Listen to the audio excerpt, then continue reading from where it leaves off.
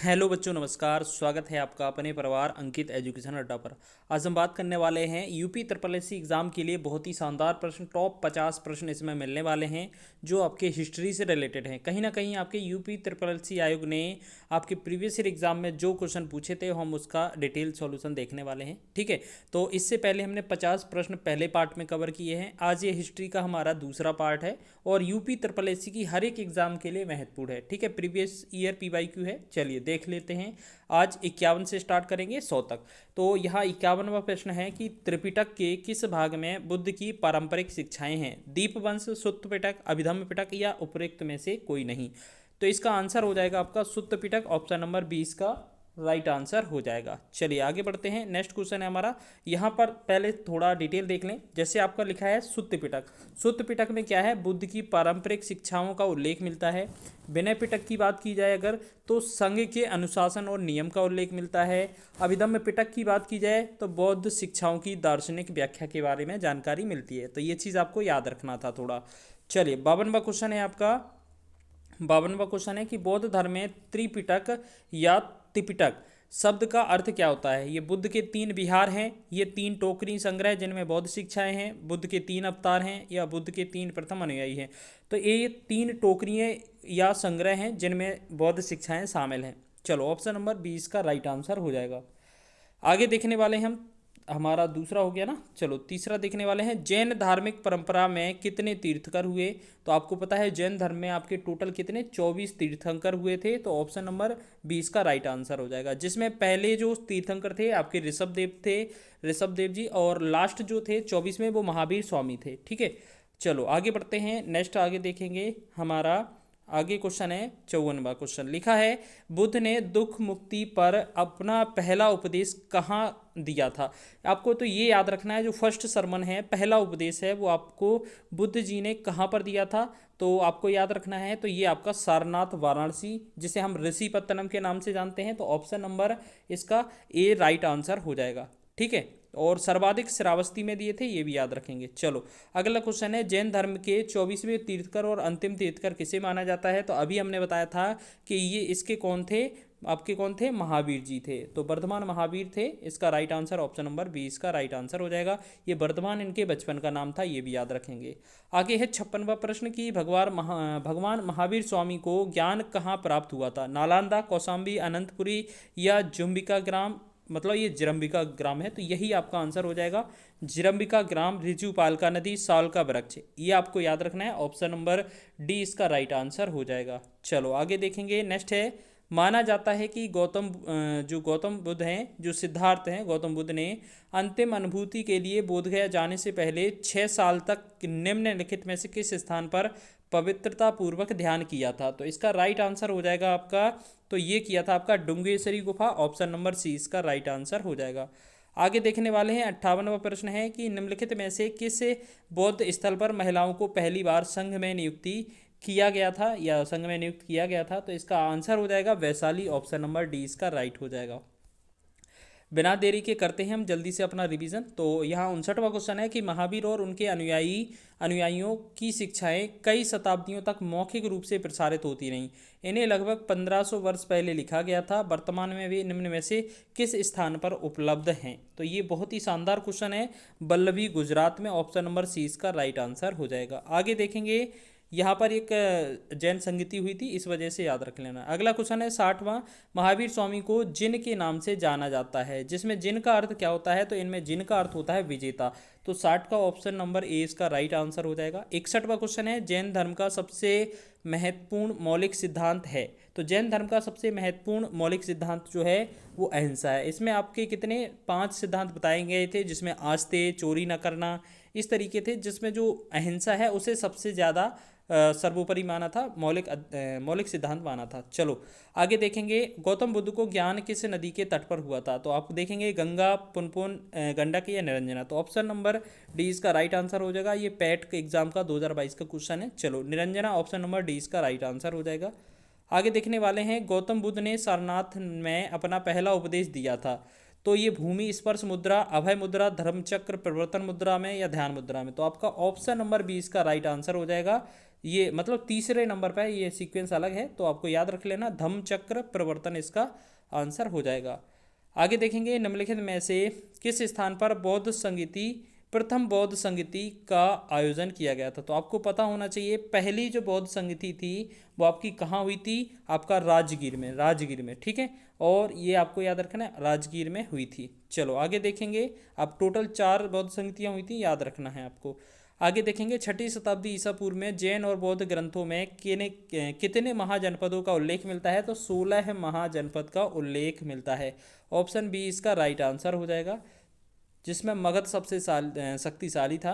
भगवान बुद्ध की 200 फीट ऊंची कांस्य की जो प्रतिमा स्थापित की गई थी, ये जो है कहाँ स्थापित की गई थी।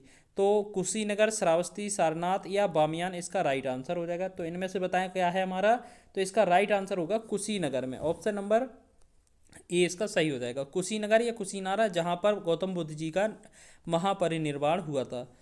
बुद्ध को महापरिनिर्वाण कहाँ प्राप्त हुआ था, तो यही चीज़ अभी बताया था हमने कि ये ऑप्शन नंबर दूसरा वाला सही हो जाएगा, कुशीनगर। 67 का बी ऑप्शन हो जाएगा। चलो आगे देखने वाले हैं, नेक्स्ट क्वेश्चन है हमारा, किस स्मारक से गौतम बुद्ध ने दुनिया के लिए बौद्ध धर्म के अपने दिव्य ज्ञान का प्रचार किया था। तो इसका राइट आंसर हो जाएगा महाबोधि मंदिर समूह, ऑप्शन नंबर बी इसका राइट आंसर हो जाएगा। आगे देखेंगे, ज्ञान प्राप्त करने के बाद गौतम बुद्ध को किस रूप में जाने जाने लगा था, कि जैन, ज्ञान, बुद्ध या बोधि। तो इसका राइट आंसर हो जाएगा बुद्ध के नाम से जाने जाना लगा था। ऑप्शन तीसरे नंबर पर सही हो जाएगा। बोधगया एक महत्वपूर्ण बौद्ध तीर्थ केंद्र क्यों है, क्योंकि गौतम बुद्ध यहाँ पैदा हुए थे, गौतम बुद्ध यहाँ बुद्ध ज्ञान प्राप्त किया था, गौतम बुद्ध ने ज्ञान प्राप्त करने के बाद यहाँ अपना पहला उपदेश दिया था, गौतम बुद्ध ने यहाँ निर्वाण। तो अब देखो, अगर आपसे बात की जाए, निर्वाण की बात की जाए, मृत्यु की बात की जाए तो कुशीनगर हो जाएगा, ठीक है। पहला उपदेश की बात की जाए तो सारनाथ, जिसे हम ऋषिपत्तनम कहते हैं, ठीक है। उसके बाद पैदा या जन्म की बात की जाए तो ये लुम्बिनी में हुआ था, तो ये तो हो नहीं सकता। लेकिन हमसे पूछा है बोधगया, बोधगया क्यों प्रसिद्ध है, आपको पता होना चाहिए। इसका राइट आंसर, अच्छा 2 ऑप्शन बच रहे हैं ना, हाँ, क्योंकि गौतम बुद्ध ने यहाँ ज्ञान प्राप्त किया था, तो ये चीज़ याद रखना, आपका आंसर हो जाएगा, ठीक है। गौतम बुद्ध ने ज्ञान प्राप्त किया था, ये अगर आधा विकल्प होता ये तो सही हो जाता, लेकिन यहाँ इन्होंने एक चीज़ और लिख दिया कि यहाँ पहला उपदेश दिया था, इस वजह से ये गलत हो गया। तो इसमें हमारा आंसर जो था ऑप्शन नंबर बी इसका राइट आंसर था। चलो आगे देखते हैं, नेक्स्ट क्वेश्चन है हमारा कि बौद्धों के लिए उत्तर प्रदेश में स्थित सारनाथ क्यों महत्वपूर्ण है। अब बताइए, ये जो सारनाथ है वो क्यों महत्वपूर्ण है। तो आपको पता है कि इसमें पहला उपदेश दिया गया था, तो डी विकल्प में सीधा ही लिखा है कि इन्होंने क्या किया था कि ज्ञान प्राप्त करने के बाद भगवान बुद्ध ने सारनाथ में अपना पहला उपदेश दिया था, तो ये चीज़ याद रखेंगे। अगला क्वेश्चन है आपका, मनुष्य जीवन का सर्वोत्तम ध्येय है जो केवल, इस किसका अर्थ है, जिसका अर्थ है दूसरों की शिक्षा देना, दूसरों को शिक्षा देना, दूसरों का अनुसरण करना, इच्छाओं पर विजय प्राप्त करना या दूसरों की सेवा करना। तो इसका जो आंसर हो जाएगा वो हो जाएगा हमारा यहाँ पर इच्छाओं पर विजय करना, ऑप्शन नंबर तीसरा विकल्प आंसर हो जाएगा। जैन धर्म में 3 रत्न थे, इन्हें क्या कहा जाता था, तो और उन्हें क्या निर्वाण का मार्ग कहा जाता था, और वे कौन कौन से थे। तो इसमें आपको याद रखना है सही विश्वास, सही ज्ञान और सही आचरण। सही विश्वास, सही ज्ञान और सही आचरण। तो आपका कौन सा हो जाएगा, सही विश्वास हो जाएगा, सही ज्ञान हो जाएगा, सही आचरण हो जाएगा, ठीक है। सही विश्वास, सही ज्ञान और सही आचरण, तो ये हमारा ये आ जाएगा ऑप्शन नंबर डी। आगे देखेंगे, नेक्स्ट है, रुद्रदामन के लिए रुद्रदामन के गिरनार शिलालेख में सुदर्शन झील, सुदर्शन है ये, ठीक है, सुदर्शन झील का उल्लेख है, जिसका जो निर्माण है मौर्य शासक के शासनकाल में हुआ था।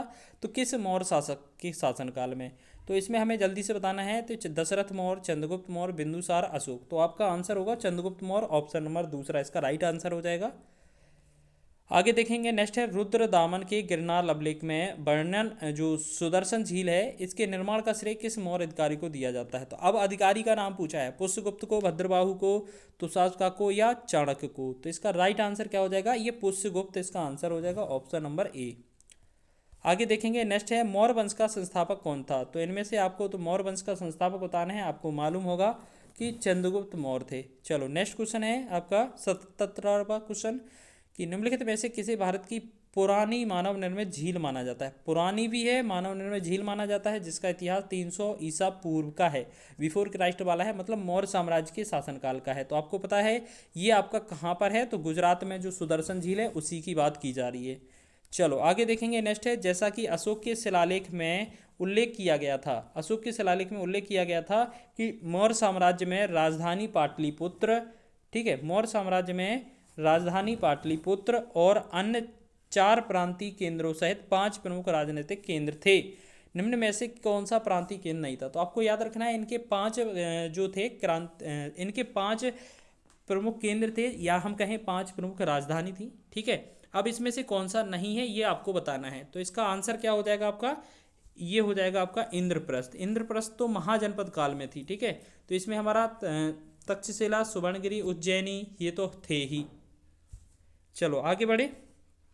नेक्स्ट है हमारा 79वां क्वेश्चन, निम्नलिखित में से किस संप्रदाय ने में बिंदुसार की रुचि थी? तो बिंदुसार किस धर्म को मानने वाले थे, आपको ये बताना है। तो अगर बात करें बिंदुसार की, तो ये आजीवक संप्रदाय को मानते थे। ऑप्शन नंबर सी इसका राइट है। निम्नलिखित में कौन वह व्यक्ति हैं जिनका नाम देवनाम प्रिय या प्रियदर्शी, देवनाम प्रिय या देवनाम प्रिय हो जाएगा या प्रियदर्शी, ये 2 अलग अलग नाम हैं और ये किसके नाम हैं आपको ये बताना है। तो इसका राइट आंसर हो जाएगा हमारा ऑप्शन नंबर कौन सा? बी, अशोक। अशोक के नाम हैं। चलो आगे देखेंगे। नेक्स्ट है, राजा कनिष्क के शासनकाल के दौरान जो दरबारी चिकित्सक था वो कौन था? तो दरबारी चिकित्सक कौन थे कनिष्क के दरबार में? तो कनिष्क के शासनकाल के दौरान तो ये कौन थे? चरक। ऑप्शन नंबर सी इसका राइट आंसर हो जाएगा। और इन्हीं की एक महत्वपूर्ण पुस्तक है चरक संहिता, जो कि चिकित्सा से रिलेटेड है। अगला क्वेश्चन है, नगर पालिका प्रशासन की एक विस्तृत प्रणाली की स्थापना के लिए निम्न में सबसे प्रसिद्ध राजा का नाम बताएं। तो इनमें से प्रसिद्ध राजा कौन थे? तो इसका राइट आंसर क्या हो जाएगा? चंद्रगुप्त मौर्य थे। ऑप्शन नंबर 20 का सही आंसर हो जाएगा। आगे देखेंगे, कनिष्क के शासनकाल के दौरान निम्न में से कौन सी बौद्ध संगति आयोजित की गई थी? आपको पता होना चाहिए सबसे लास्ट जो चौथी बौद्ध संगति हुई थी वो आपकी कनिष्क के शासनकाल में कुंडलवन कश्मीर में हुई थी, याद रखेंगे, ठीक है। चलो इसका याद रख लेना। आगे देखेंगे तो इसमें हमने क्या बोला है, कौन सा आंसर हो जाएगा? चौथी। तो 83 का सी इसका राइट आंसर हो जाएगा। आगे है नेक्स्ट क्वेश्चन हमारा, मौर्यकालीन भारत के विवरण वाली इंडिका के लेखक थे। इंडिका जो पुस्तक है बहुत ही शानदार प्रश्न है। ये जो इंडिका पुस्तक है ये किसके द्वारा लिखी गई थी? तो इसका आंसर हो जाएगा मेगास्थनीज के द्वारा लिखी गई थी। ऑप्शन ए इसका राइट आंसर हो जाएगा। चरक संहिता संबंधित है, अभी हमने क्वेश्चन बताया था कि जो चरक संहिता है वो चिकित्सा से संबंधित है। ऑप्शन बी इसका राइट आंसर हो जाएगा। आगे देखेंगे। नेक्स्ट है 86वां क्वेश्चन की मौर्य अर्थव्यवस्था मुख्य रूप से निर्भर थी। तो मौर्य अर्थव्यवस्था मुख्य रूप से किस पर निर्भर थी? तो आपको याद रखना है कृषि अर्थव्यवस्था पर। ऑप्शन ए इसका राइट आंसर हो जाएगा। नेक्स्ट है 87वां प्रश्न, अशोक के प्रधान शिलालेखों में सबसे बड़ा शिलालेख कौन सा है?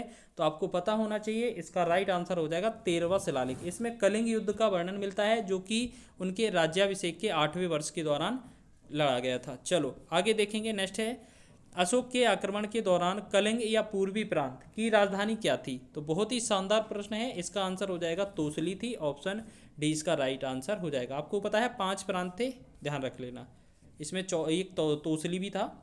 अगला क्वेश्चन है, निम्नलिखित किनके बीच तक्षशिला शहर स्थित है? तक्षशिला जो शहर है जो कि आपका पाकिस्तान में पड़ता है। अब ये बताना है ये किस किस रिवर के बीच में है? तो सिंधु और झेलम नदी के बीच में है। ऑप्शन ए इसका राइट आंसर हो जाएगा। नेक्स्ट है 90वां क्वेश्चन, सम्राट अशोक का कौन सा शिलालेख कलिंग पर उसके विजय का उल्लेख करता है? तो अभी हमने देखा था कि 13वां शिलालेख जो है सबसे बड़ा है और यहीं पर कलिंग के जो युद्ध का वर्णन मिलता है। आगे देखेंगे, लिखा है अशोक के सिंह चतुर्मुख जो स्तंभ शीर्ष स्तंभ पर था में एक है। तो ये कहाँ पर है आपको याद रखना है। तो जिसे हम, आपको पता है ये अपने जिसे हम अशोक चिन्ह के नाम से जानते हैं अभी भी, तो ये कहाँ पर है? तो इसका राइट आंसर हो जाएगा आपका ऑप्शन नंबर डी, सारनाथ में। ऑप्शन डी इसका राइट आंसर हो जाएगा।